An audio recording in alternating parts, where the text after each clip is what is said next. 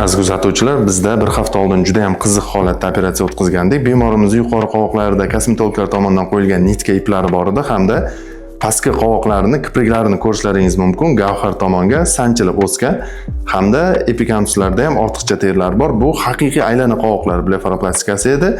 Bizda bir haftalik natijani ko'rishlaringiz mumkin.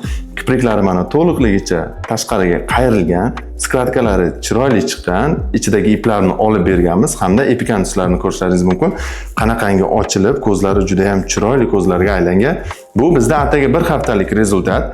Yana yuqori qovoqlarimizda shishlar bor, qizarishlar bor. Bular yana 1-2 haftada ketadi hamda sizlarga albatta shu bemorimizni 1 oylik natijasini ham ulashamiz.